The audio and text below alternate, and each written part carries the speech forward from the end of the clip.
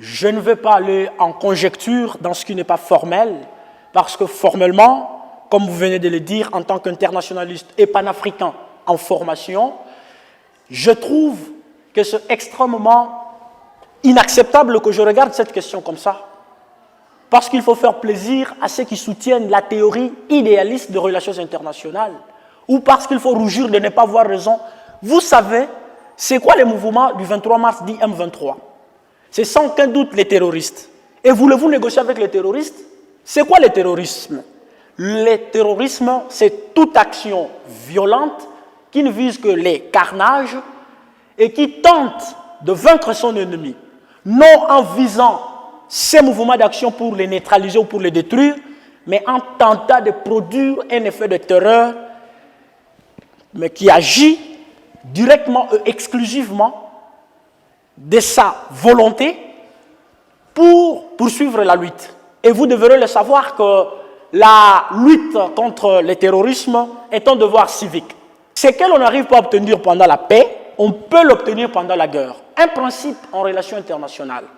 De cela, je lance un vibrant appel pathétique à tous mes compatriotes congolais, y compris vous les journalistes, de pouvoir s'impliquer, de prendre les choses en main. Vous les journalistes, pourquoi? Parce que je suis persuadé, comme Stéphanie Eng, que la maîtrise de flux d'informations au niveau international est importante en termes d'image pour le pays.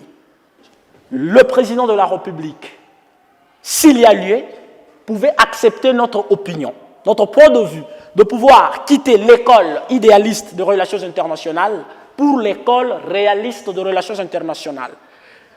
L'école réaliste de relations internationales, là, nous allons utiliser les hard power. Les hard power, c'est la puissance forte. Les hard power, c'est la pression, c'est la force d'union. Avec les hard power, nous aurons tout ce temps-là de pouvoir adhérer dans un bloc. Vous savez, depuis 1945, le monde est divisé en deux blocs.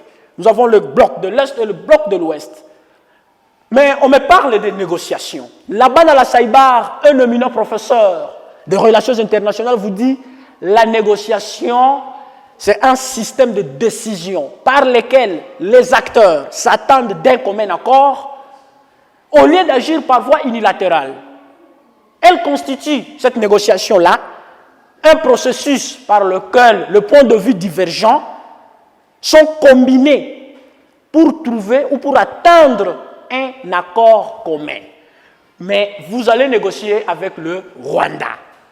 Nous savons tous que le Rwanda du président Paul Kagame veut l'espace, cherche de l'espace.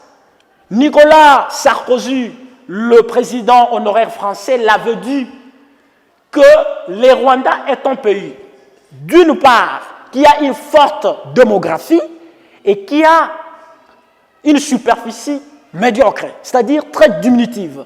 On ne peut pas céder. L'unité du Congo est non négociable.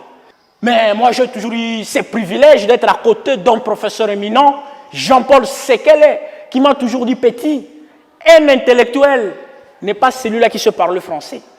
Un intellectuel n'est pas celui-là qui sait parler anglais.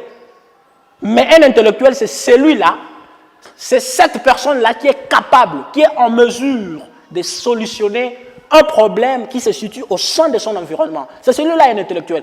Je lance un vibrant appel pathétique à tous les Congolais, à toutes les Congolaises, surtout les jeunes, de pouvoir adhérer dans un mouvement que nous lançons à partir de maintenant, dénommé Mouvement de jeunes patriotes et unificateurs du Congo. Parce que nous n'allons pas accepter que ce pays puisse être vendu.